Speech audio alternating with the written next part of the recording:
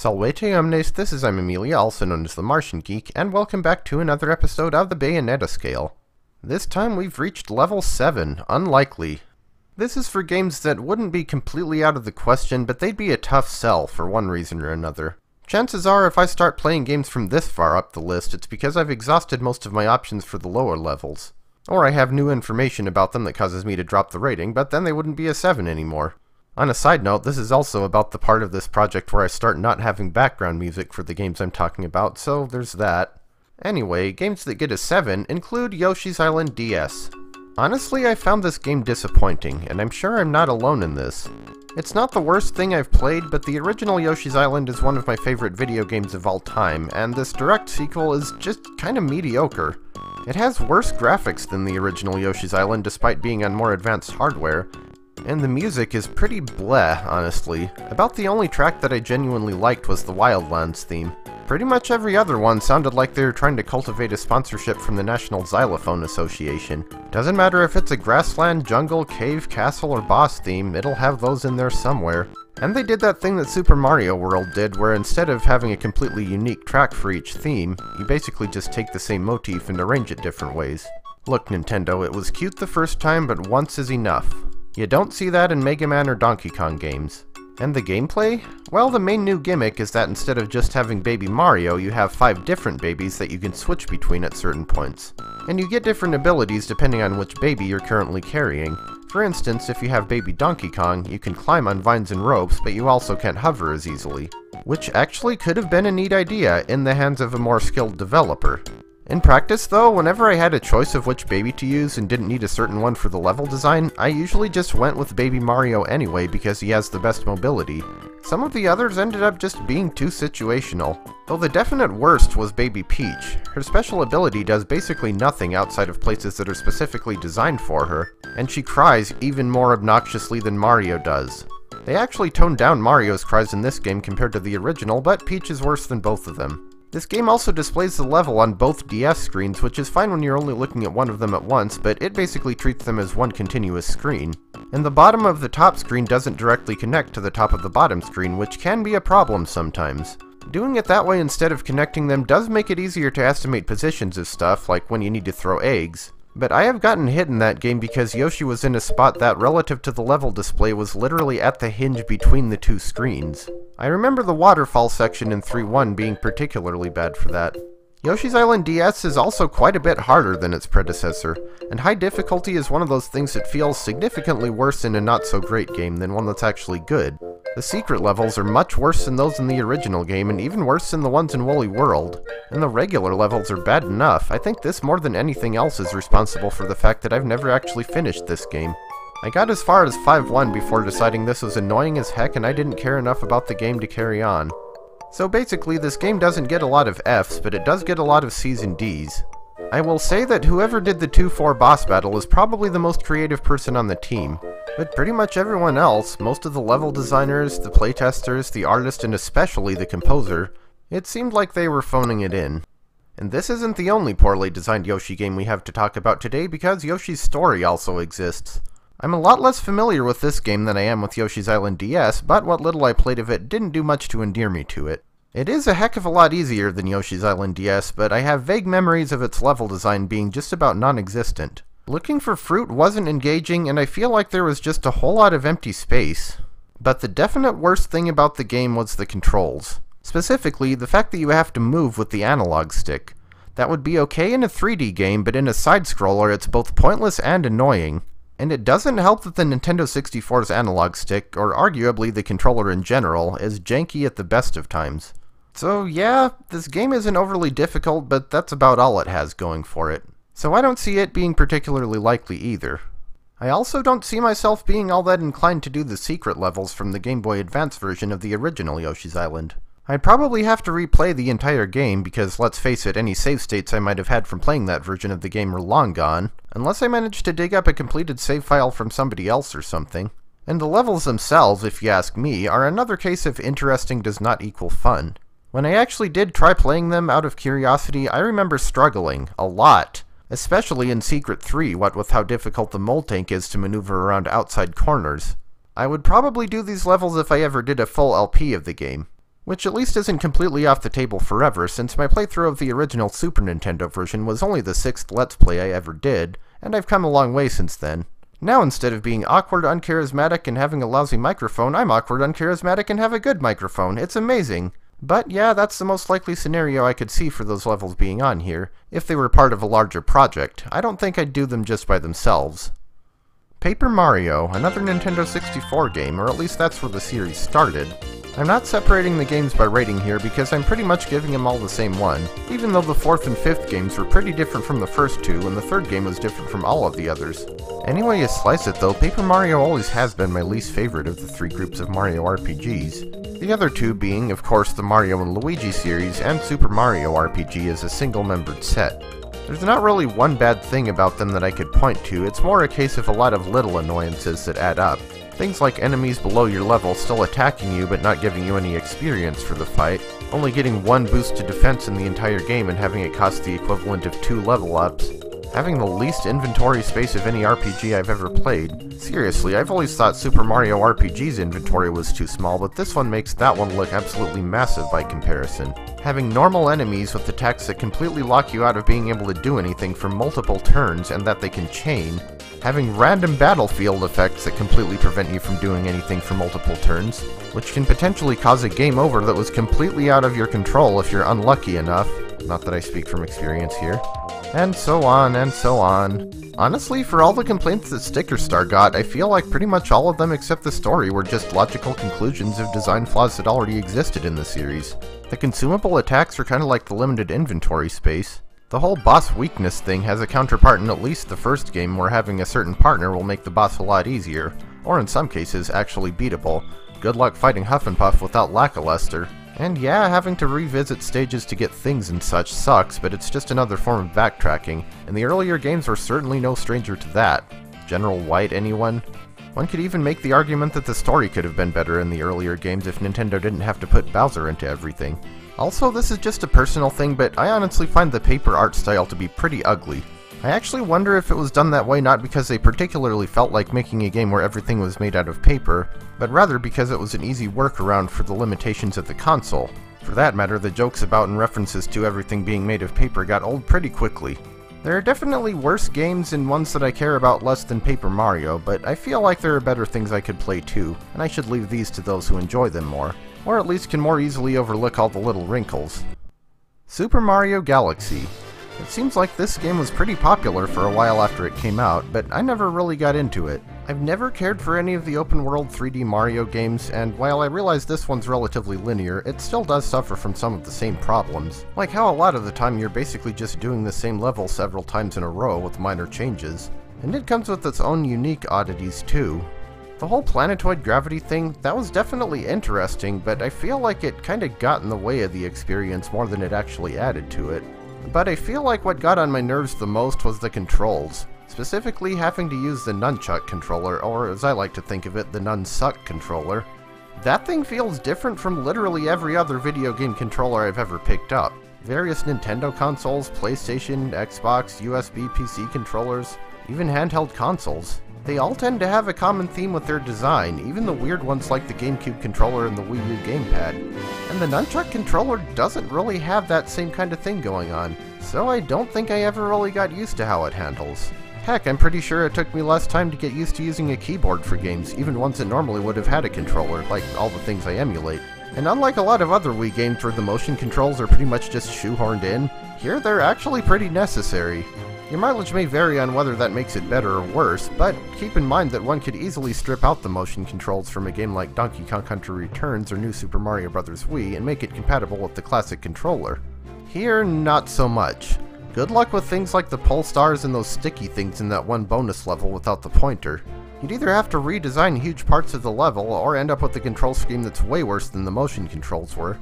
In any case, Super Mario Galaxy is one of those games for which I can see why people like it, but it's not really for me.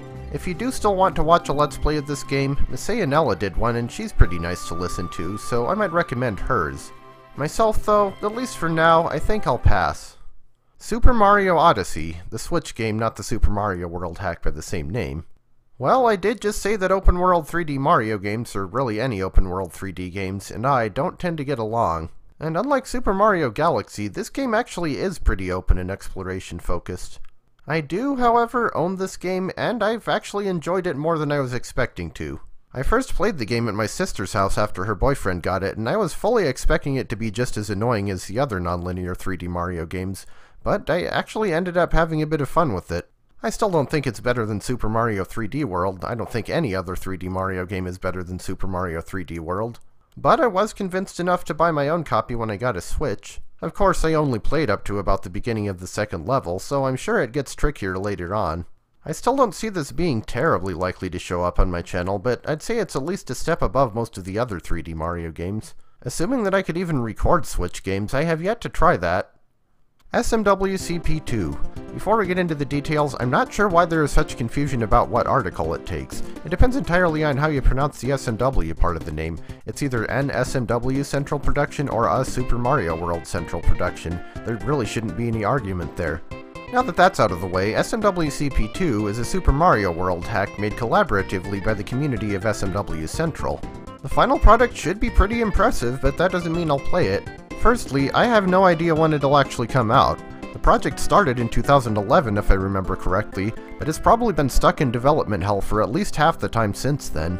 As a result, any projected release dates it may once have had have long since been defenestrated. It could be done 2 weeks from now, it could be done in 2030, it could never be done at all, who knows. Secondly, it's not as if I'm the only person in the community who does Let's Plays. I'm sure there are other people around there who would have both more connection to the user base and more charisma. And with the community project this big and this important, I expect that when or if it finally does come out, everyone and their dog will be playing it. So I'd just be one more voice in the crowd. Thirdly, I just don't know if I trust ROM hackers to make something good, no matter how much quality control there is. I'm sure it'll be great by somebody's standards, but not necessarily by mine. I mean, just look at how many hacks are available for download on the site, and then look at how many I've even considered doing on here as a Let's Play. Statistically speaking, that's not a very good ratio. Of course, most of the people there would probably say the problem was on my end, and I just need to get used to difficulty more. Personally, I don't think I deserve that reputation. It got bad enough that I was looking for suggestions for books to read in one of the media threads, and some idiot who thought they were being clever recommended Dr. Seuss. You can tell when somebody doesn't watch my channel, considering how many Mega Man games I've played on here, and those aren't exactly known for being easy. No, it's not that I can't handle any challenge in my video games, it's just that your level design is trash. Though I guess I can't point the finger too hard considering what my SMWCP2 level is like. Some other Centralites out there watching might be thinking, but I'm Amelia, you don't even have a level in SMWCP2. Yeah, I know, it got cut because it sucked. Overall, SMWCP2 is another one of those games where we'll just have to wait and see, and I make no guarantees. On a related note, I don't think I'll ever play any level design contest compilations either. Considering they don't even have the quality control that something like SMWCP2 has, yeah. Whether it's for Super Mario World or another game, I'd expect I'd have to go through a lot of crap before getting to the good stuff. I guess they could be interesting if I were allowed to use save states and cheat codes, and make snide remarks about the quality of the level design. But yeah, considering that would be a first row seat to all the problems you can run into with fan-designed content, nah. Mega Man Battle Network. The idea behind these is interesting, but I feel like they're another one that I really should just play on my own time rather than trying to do Let's Plays of them. They'd come with all the problems associated with playing RPGs on here, plus random encounters and a lack of familiarity. I've played like one dungeon of Mega Man Battle Network 2 and that's about it, and I kind of sucked at it. So I'll file these under worth mentioning but not under consideration right now. Mighty Number 9. Talk about a letdown. I backed the Kickstarter for this thing and everything, because I thought, hey, a new Mega Man game or Mega Man Light game? Heck yeah. But watching gameplay and even playing the demo made it seem pretty mediocre, and owning the full version of the game didn't really improve my impression of it any. A lot of the level design is either boring or annoying, or both. And I guess the cell absorption mechanic was a neat idea, but I've played a lot of Mega Man games, and let's just say that dashing straight into enemies is far from being something that comes naturally. Especially since there can be multiple enemies next to each other, not all of which are stunned. As for resembling its inspiration, funny enough, as far as just gameplay goes, I actually thought Shovel Knight felt more like a Mega Man game than Mighty Number 9 did, aside from defeating bosses to get weapons similar to what they use anyway.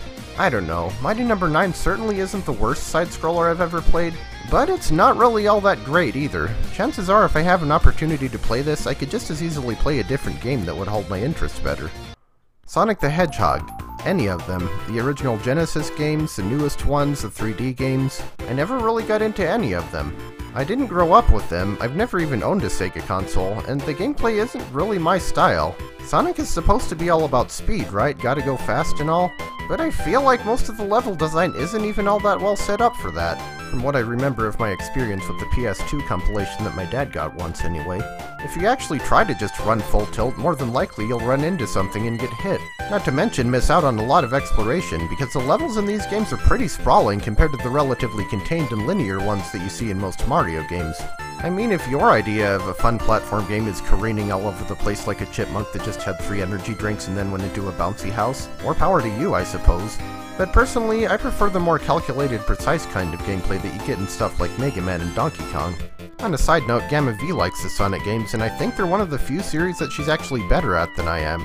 She claims to be bad at video games in general, and I suppose having below average reaction times could contribute to that, but also hanging around that many ROM hackers for that long could make anyone feel unskilled. People are just good at different things and they like different things. And, well, I just don't happen to be one of the people who particularly like Sonic the Hedgehog. Spyro the Dragon. Again, there are a variety of Spyro games, but they're all pretty comparably likely, so they all get the same rating. This is the first instance on this list of what is known as a collectathon game, where instead of your goal being just to get to the end of the level and move on to the next one, and then repeat until you beat the final boss, there's a bunch of treasure or other items that you have to collect along the way, hence the name. Usually you need to find at least some of the items just to unlock more levels. They're usually considered a subtype of 3D platformers. In fact, they're probably the most common interpretation of 3D platformers, which, as a person who's been a fan of platform games since pretty much my first video game ever, I take offense to. The amount of time that you spend in these games just running around looking for MacGuffins far outweighs the time you spend actually platforming. And if that's the kind of gameplay you prefer, that's fine, but don't call it a platformer. At least call it an adventure game or something. For someone like me who prefers the hop and bop style of Crash Bandicoot and Super Mario 3D Land, that makes it really hard to find the games I want. That said, I did play these as a kid, assuming we're defining kid as someone who's under 18 years of age and hasn't given up on life yet. Growing up, I mainly just had a Super Nintendo, but around my mid-teens, we did get the original PlayStation, so I got to play things like Crash Bandicoot and Spyro without having to be at a friend's house. So I do at least have some nostalgia for these. I still don't like collectathons, but if I ever did play one on this channel, I'd say Spyro probably would be the most likely. Or at least that's what I'd say for the first 3 to 5 Spyro games. For the later ones, like The Legend of Spyro, Skylanders, and the Game Boy Advance games, those I'm less sure about because I'm just not very familiar with them. The first 3 games are what I'm most familiar with, which I imagine is true for the majority of people. I have at least beaten 4, I don't think I got all the way through 5, and I've played a little bit of the first Legend of Spyro and the 3DS version of the first Skylanders. I don't know, they're all doubtful. Crash of the Titans. No, not Clash of the Titans, but the 6th main series Crash Bandicoot game with the name that's a pun on that. This, for me, is the point when the Crash Bandicoot series jumped the shark. I mean, I wasn't a huge fan of Twinsanity, but at least that was still a platformer. This is just a generic 3D action game that doesn't even feel like a Crash Bandicoot game. The characters were as quirky and entertaining as ever, but the gameplay? Okay, so riding around on mutant monsters is kind of cool, but it's not Crash. I think I'd give this game more of a pass if they'd made it either a separate series entirely, or a spin-off from the main Crash series and they'd kept making the main games with the same core gameplay. As it is, it feels like they took something that was working just fine and replaced it with something worse. Though my sister likes it, or at least she did at one point, it has been a while since we've played it together, but that would probably be the most likely way we'd see this on the channel, if I did it as a co-op with her. But that's still not saying much. Chrono Trigger. This was an okay game, certainly better than most RPGs from the Super Nintendo era and before, but I'm not sure I really liked it enough to do a Let's Play of, given there are other RPGs that I could play. It's also another case of, I'm sure plenty of people have already done Let's Plays of this game, and at least some of them are more entertaining than I would be. Also, I think the DS version has a couple of quality of life improvements that make it better than the Super Nintendo original, but I don't know how well it would emulate. And to get all the endings, I would definitely need a guide, and possibly some grinding. So Chrono Trigger is another game where I don't dislike it, but I feel like I have better options. Earthworm Jim 2.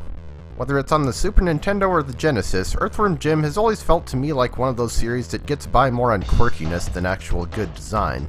It does some things that are impressive from a technical standpoint. Pretty much all of the animations are pretty fluid and nicely done, and the graphics aren't half bad, though I feel like they did suffer a little bit from being cross-platform with the Genesis. The Super Nintendo having 64 times the color space of the Genesis will do that. The music is alright, there are some high quality samples in there, and for whatever reason the soundtrack incorporates 2 movements of the Moonlight Sonata, though it is another one of those games where the instruments are constantly swapping channels. Your mileage may vary on whether that's a good or bad thing. They also apparently use some sort of streaming system for the sound effect samples. I'll be darned if I know how they did it, just from looking at the HDMA registers in the debugger. But as for the levels themselves, most of them honestly aren't that fun. The majority of them feel either vapid or actively annoying. I will say it's not as bad in that regard as the first Earthworm Jim, which actually did get a higher rating, hence why we're starting with the second, nor from what I've seen does it seem to be as bad as the bootleg NES version of Earthworm Jim 2, where I'm pretty sure 90% of the development effort just went into the copy protection. But I feel like I only really enjoyed the first level of the game, and let's face it, nobody does a Let's Play of one level. I'm just not sure if I like the game enough overall to play it on the channel. RollerCoaster Tycoon 2. I've already talked about the first RollerCoaster Tycoon on here, but the sequel is a mixed bag. It does have a custom scenario editor unlike the first game, and it gets huge brownie points for that. It is missing a few features that I wish it had, especially when it comes to making parts that have rides already in them, but still, custom level editor, come on. It also has a mode where you can just build rides, any one you choose, without having to worry about money or guests or any of that stuff. Which I suppose is an improvement over just opening Arid Heights in the original game, then leaving the game running overnight and saving it after it gets all the rides. Furthermore, it did introduce a few minor quality of life improvements, such as better brakes and the ability to start a ride above or below the ground. But as for the scenarios themselves, that's where all the weakness lies. There are far fewer of them than the first game had for one, and they're all available from the start of the game, so you don't get that excitement of unlocking a new park by finishing a previous one. Plus, the difficulty curve seems even more out of whack than it was in the first game, even given that the parks are actually separated by difficulty now. And while many of the original scenarios feel pretty bland and empty, if anything the expansion packs take things too far in the other direction, with a lot of one-off scenery that frankly tends to look pretty gaudy, which isn't helped either by RollerCoaster Tycoon 2 putting far more emphasis on themed rides than its predecessor. It's like, if the park is themed around ancient China or Greek mythology or whatever, you can't just have a regular old steel roller coaster. It has to look like a dragon or harpy or something. So for RollerCoaster Tycoon 2, I would consider showing off the scenario editor because I do think that is a legitimately fun and interesting part of the game. The parks, not so much. And while I'm at it, my interest only decreases further as the series progresses. I do have RollerCoaster Tycoon 3, but the main impressions I got from that game were that it took at least half a minute to load, even on my custom-built computer from 2018, and that they not only completely rearranged the toolbars, but also completely changed how keyboard shortcuts work. And by changed, I mean, as far as I could tell, they removed them entirely. I liked my keyboard shortcuts, darn it. Between those two things and trying to get used to all the other new systems that RollerCoaster Tycoon 3 added, I've never really bothered playing enough of it to have much of a judgment on it, which I suppose is a judgment in itself. I have zero experience with any games beyond that. I don't really know anything about RollerCoaster Tycoon World. From what I heard, RollerCoaster Tycoon 4 was actually a mobile game for whatever reason. I will never understand developers who think having a sequel to a game that's on PC or console exclusively on mobile is a good idea. Do you guys not have phones? Well, sure I do, even if I didn't have a smartphone until mid-2018, but that doesn't mean I think they're good for playing video games on. I have played games on my phone before. I've played things like Wordscapes 2048 and Toy Blast on long bus trips plenty of times. But only as a quick time waster, you know. If I want to play a full-on video game on a trip, I'll bring my 3DS or something. Playing on a phone is a completely different experience from playing on a PC or console. Generally not in a good way, the lack of buttons certainly hurts. To me, taking a game designed for an actual game system, or even a PC, and putting it on mobile is kind of like warming up pizza in a toaster. You could do it, but it's not advisable, it's certainly not ideal, and it might get messy. This will not be the last time during this project that I grumble about phone games, but that discussion has gone on long enough for now, so let's move on to Persona. I already discussed at length last episode why RPGs can be a bit problematic to do as Let's Plays. And these are made by Atlus, who are known for making games that are really frickin' hard, most notably the Shin Megami Tensei series, of which Persona is a spin-off. They are at least supposed to be easier than the main series, but still. They're also M-rated with all that entails. I think Trails in the Sky is the closest I've ever gotten on here to adult content, and I'd rather like to keep it that way. I admittedly don't have a lot of experience with these. I've played a little bit of the beginning of Persona 4 and watched a former roommate struggle with the boss in the same game, but that's about the extent of it, so I don't know how bad they get in respect to either mature content or difficulty. I still don't think they're a great fit for this channel, though. And speaking of JRPGs, how about the Atelier series? Or Atelier? Atelier? Eight Liar?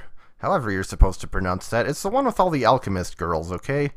I've known about the series for a while, but I only started experiencing them for myself about a couple months ago when I started playing the first Arland game on Steam. They're certainly more innocent and family-friendly than Persona, but I'm still not sure they're a good option. The lack of familiarity I feel like would be a problem, but I guess mainly what I'm worried about is the time limits. Some games in the series make every action you do cost a certain amount of time, and you can only take so much time before your Atelier French workshop shuts down. And that seems like it might be a bad idea for a Let's Play, because if I didn't do well enough and lost too much time, I might have to start the entire game over again. Or at least a pretty good chunk of it. Though some of the newer games and spin-offs like Manakimia don't have the time limitation, so they might be easier to do. I still kind of feel, though, that if I'm going to be playing RPGs on here, there are others I should get to first. MegaMari. This is a fan game. It's based on Mega Man and Toho. It basically has the platforming and special weapon system of the former, with the characters and bullet hell elements of the latter. So you play as Marissa and Alice, fight people like Raisin and Sakuya as bosses, then get their weapons and use them on another boss. Typical Mega Man fare, right? Well, the thing is, I've played the game and even finished it, but I think the difficulty might be a bit out of my league for a Let's Play. I was introduced to the game back in 2010 when Pink Kitty Rhodes did a Let's Play of it, and it took me until April 29th, 2019 before I finally beat it. Granted, I wasn't trying to do so for that entire period of time, but for comparison, I beat Mega Man 11 the same week I got it. Mega Man games usually have a healthy level of challenge, but adding Toho to the mix just takes it to a level beyond what I'm comfortable with. Especially in a few select parts of the game, most notably Airine's stage in the first Fortress boss. Darn Yukari and her knockback. In fact, I only know of one other time when I actually got past the first Fortress stage, and I subsequently got stuck on the boss rush. So yeah, I never say never, but for the time being I think I'll just stick to regular Mega Man games without Danmaku. Keep talking and nobody explodes. This one is in kind of a weird spot. It's certainly very different from any game I've played on this channel, or even any other game I've played on my own time. And I think it would actually be pretty fun to play on here. Unfortunately, the conditions for being able to do so are the most difficult to meet of any game on this entire list. For one thing, it's a multiplayer game, and it's not even a case like Goof Troop where I could technically play it alone, it just would be a lot better with someone. For this game, you 100% have to have at least one other person there. Well, unless you cheat, I suppose, but that wouldn't be much fun at all. So it's all the difficulty of getting people together for a multiplayer game with the added difficulty of how the heck I'm supposed to record audio and video from multiple separate sources. I think of all the games on this list, this one actually has the highest discrepancy between how much I'd like to do it and what its actual rating ended up being. Like I said, it would be fun. It's pretty rare for me to find a multiplayer game that I actually like, not just tolerate, but like. So when I do find such games, it would be nice to jump on the opportunity to show them off, considering how little multiplayer content there is on my channel. But there is so much stuff I'd have to sort out to get this one to work that I just don't know that I could make it happen. The original Kroz trilogy, those being Caverns of Kroz, Dungeons of Kroz, and Kingdom of Kroz. I've already played the 4th and 5th games in the series on here, and I discussed the 6th and 7th in an earlier episode, but I haven't talked about the first 3 yet. Well, they play pretty much the same as the later games in the series, just with fewer object types. But they're less refined, which tends to make them more difficult and less fun, especially Caverns of Kroz. I expect that I'll get around to them eventually, but not for quite a while, and certainly not before playing the 2 newest games in the series. Rocket Knight Adventures, also known as Sparkster. This is one of those games that was on both the Super Nintendo and the Genesis, but with different levels. I think I actually remember an ad for this game in a comic book or magazine or something like that. I'd recall the sentence "You'll go gonzo" over special new features like the mirrored lava pools, the rotating gravity room, and Axel Gear's massive laser blaster, as well as some phrase about kicking pork butt. The random things you remember, right? Anyway, I never really got the hang of these games, and it would probably be best to do so on my own before attempting Let's Plays of them. Definitely on emulators too, considering an original Super Nintendo cartridge of Sparkster cost about $100. Anyway, moving right along to Cuphead. I'd actually originally had this one on here as a 9. The difficulty and gameplay style were definite turnoffs. I mean, go back to my comments on MegaMari for how I feel about bullet hell games. But then I realized that it is a side-scrolling action game, which is my best genre. And besides, some of the later levels in Copy Kitty could get pretty projectile spammy too, and I managed those more or less okay. So I guess this game is a possibility. I feel like other Let's Players would have more fun with it than I would, but it is a possibility. Gunman Clive, both the original game and the sequel. I found these on the 3DS eShop a while back. They're run-and-gun style platformers, i.e. another game that I could compare to Mega Man, except with an old Western theme. And they're alright, I suppose. I think as Mega Man substitutes go, they are better designed than Mighty No. 9, though Mighty No. 9 at least had more scenic variety. Also, I never finished the second game because I sucked so much at the horse riding levels. I suppose I have no particular enthusiasm for playing these, but no particular hostility either. So if I just end up needing something to play, they might be a consideration. Earthlock. This is another indie game that I'd heard about a while back. I ended up playing it last summer. Though I'm not entirely sure on what the difference is between Earthlock and Earthlock Festival of Magic, which is the first title it went by. Maybe one turned into the other? It would explain some of the gameplay mechanics being in the demo trailers, but not the actual game. Anyway, Earthlock is one of those games that's okay, but merely okay.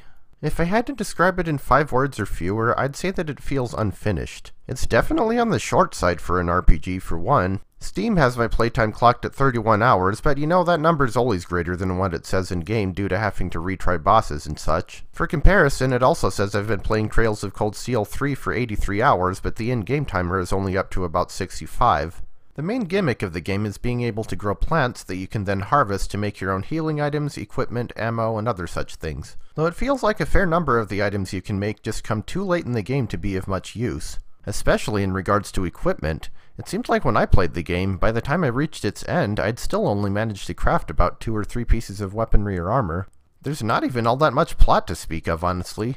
You have your villain, your heroes from various disparate backgrounds, your magical artifact that the bad guy wants and the heroes don't want him to have, and it feels like the game's over before much really even happened. Like I said, it just feels unfinished, or incomplete. Like they had plenty of decent ideas, they just didn't have the room to develop them effectively. If they'd had time to flesh out the plot and characters more, to give you more use of the item crafting system, to make you feel, like most RPGs do, that you're continuously getting better. The maximum level in this is only 20, by the way, and you can hit that before even reaching the final dungeon, maybe even the final area. If all that had come to fruition, this could have been a really cool game. As it is, it kind of feels like wasted potential. I didn't even remember any of the music after finishing the game, which is pretty much a cardinal sin for an RPG. When did the Bayonetta scale turn into game reviews? Anyway, Earthlock isn't bad, but it's not all that high on the priority list either. And that's all I have for level 7 of the Bayonetta scale. Boy, this one was long. Join me next time as I talk about the next level up on the scale.